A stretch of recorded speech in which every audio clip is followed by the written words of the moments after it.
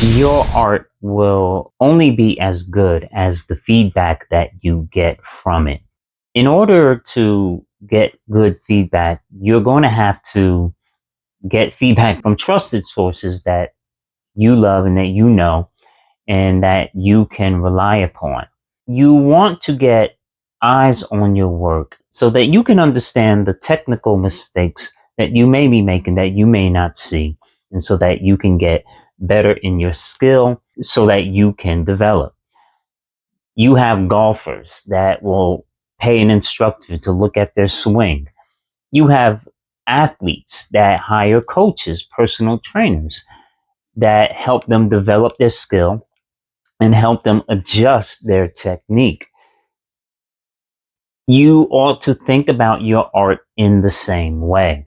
And what I want to talk about today is what that should look like, how you should go about it, and why this is so beneficial for you. Let me tell you a story. So I had a teacher named Mrs. Peters when I was in high school. And Mrs. Peters was an awesome teacher. She was not only just an awesome teacher, but she was very strict when it came to her craft and teaching her craft.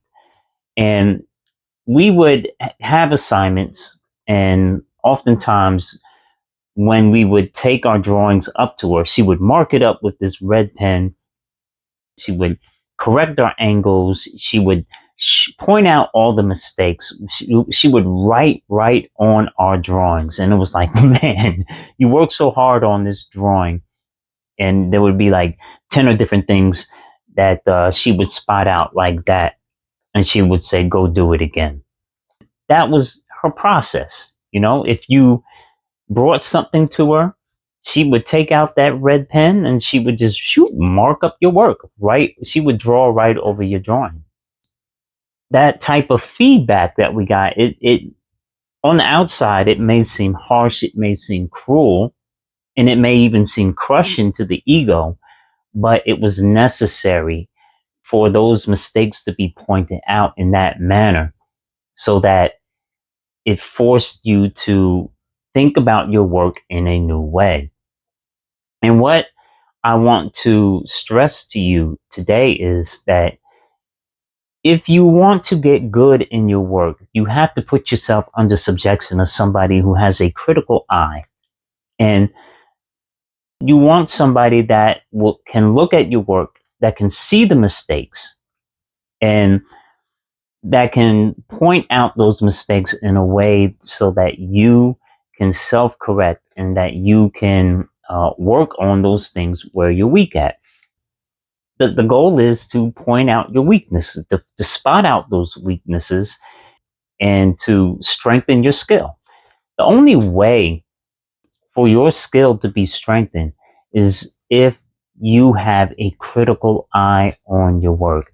And I think a lot of times especially when we're beginning artists and we're learning on our own, you may not have somebody readily available to look at your work and to point out the mistakes. And a lot of artists struggle because they repeat the same mistakes over and over and over again, and they may not even know that they're making a mistake, and those mistakes turn into habit, and those habits are harder to break later on because when you do run across somebody who is critical of the work, they can point and spot it out, then it becomes harder to fix.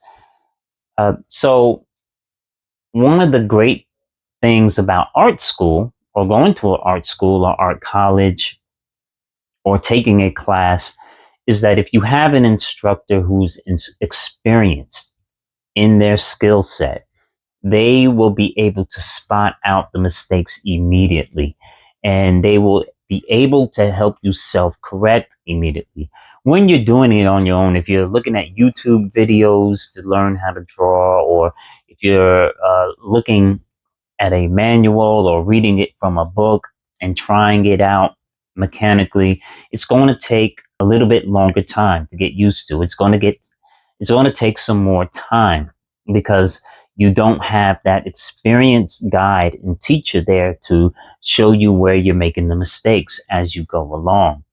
And the more you make a mistake and the more you get used to making that mistake, the harder it is for that habit to break. And you want to be in a position where you're able to break those bad habits immediately. Get with other artists, get with other creatives who are experienced in what they do. And if you do something similar, talk to them. Go to art shows, find other artists, find your tribe, and talk to these other artists, make some friends, and get to a place where you can show other people your work so that you can glean those tips from them and those experiences from them and add it to your work. If you are in a place where you don't get feedback, if you're if you're doing it all alone, if you're like Lone Ranger in your studio just banging out work and you don't really have eyes on your work, or you don't have anybody to look at your work to give you a fresh perspective, then find somebody. Even if you have to pay an artist, hey, yeah, I'll pay you some money to look at my book, look at my work, and give me some direction. It's worth it. It would be worth it. But getting feedback is one of the most valuable tools that you will have as an artist to grow. Even if you're putting your work online and people say, I hate it, that's feedback, right? Or if your art isn't connecting to to your audience like you thought it would, you're not getting the likes, or you're not getting the exposure that you feel your art should be getting, then that, my friend, is feedback.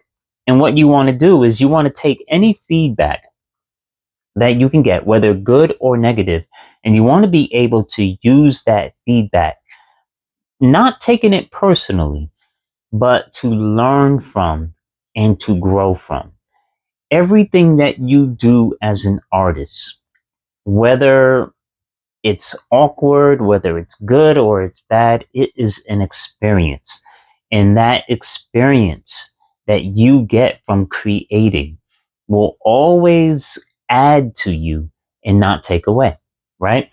So you want to start reframing your feedback loops in a more positive way. Even if people say, hey, I don't like your work, well, take it as feedback. Take it that, okay, this particular work is not for this particular group or set of people, right? And your work is not going to be for everybody. Your work is not going to resonate with everybody. But for the people who do resonate with your work, ask them questions. Ask them, how does my work make you feel? What do you think about the colors that I chose? Or how is the title of my work invoking something in you, or whatever it is that you can think of. When you get your work out in front of your audience, or when your people are looking at your work, ask them specific questions. Not so much, do you like it or not? Ask them what the work means to them. And if your message is landing with them, then that's feedback. That's a positive thing. And you want to start taking these cues from your audience, from the people you love and the people that you show your work to, and or the people that you're working for. You want to always be sensitive to how your work is communicating with them and how your work is resonating with them. Because when you're able to answer those questions, when you're able to fill in those gaps, you're going to have a greater direction for your work, and your work is going to grow both technically and conceptually, right? You're going to see growth when you begin to understand how your work is resonating with others. And the only way to do that is for you, number one, to put your work out there. And number two, for you to ask the right questions about your work, especially when you put your work in front of other artists. You want to be able to communicate your vision for your work. You want to be able to communicate where you want to go in terms of your skill set or vision or what your plan is overall. You want to be able to communicate, or you want them to be able to communicate to you where your weaknesses may be, or where you need to where you need to build up in your skill set. And a good artist will be able to spot out certain things, and they'll be able to look at your composition and look at your line work and look at your brush work and your color choices. They'll be able to tell you, where your piece can get stronger, or where, your weaknesses may be. And you want to be able to take that feedback and not so much take it personally, but to take it from a point like, okay, this is what I need to do to get better. This is what I need to do to get stronger. This is what I need to do to make the piece better. And, that type of feedback is going to take you a long way, and it's going to make you a better artist, and it's going to make you a better communicator visually. The problem often comes in when artists take feedback personally. And when I mean personally, sometimes you work your heart out to do this painting or drawing, or you worked hours on a piece only to find out that it's not as good as you think it may be. It is, all right? No, it's not as good as you thought it would be. And sometimes that can be crushing for an artist, especially if you're very sensitive about your work. But th- this, what I want to tell you is, don't get caught up in your feelings concerning your work. Look at your work objectively. Look at your work in terms of how it can be improved, whether it be technically or conceptually. If you have a strong concept but you're weak technically, then you have to work on your technical skills, and that's okay. Skill set comes in time, but you won't know that unless you put your work out there to get feedback, or if you have somebody look at your work and tell you where to go with it. I've sat down with so many artists, and I have a friend named Ibrahim from Egypt, and he was phenomenal. He is a phenomenal artist. And one of the things that he used to tell me is like, you got to read books. You have to have a philosophical foundation if you want your work to stand out. And, I was doing this work, and I was, showing him my paintings and everything. He was like, yeah, but, I like it, but you know what are you trying to say? He would push me. He would push me to read. He would push me to dive deeper into philosophy. He would push me to dig into my spiritual background, and to really focus on not so much what I was painting, but what was I trying to say? What was I communicating? And at that time, I was really concentrating on the technical side. But what he was trying to tell me was like, no, you have to have a philosophical foundation. And the only way to get that is if you read. So you have to read a whole bunch of information. You have to take it all in, and you have to be able to translate that into your work. And I struggled with that, but the more he talked to me, the more he would push me, the more that I began to understand that there was a whole new skill set that I had to learn in order for my artwork to go to a whole nother level.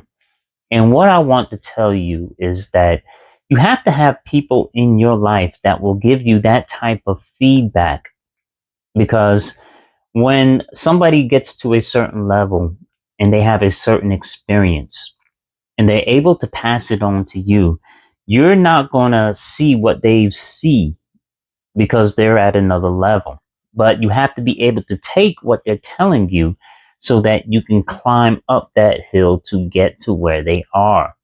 And that's what this is all about. It's about getting to that next level. It's always about getting to that next level. And you can only get there through feedback. So I want to encourage you all, if you're doing whatever it is that you do in your artistic practice or your creative practice, get feedback and seek people out to pour something into you that you may not have ever heard before, or that may be able to introduce something new to you. If you like this video, please like, comment, and share. I hope you got something out of this. I love you all. Yahweh bless.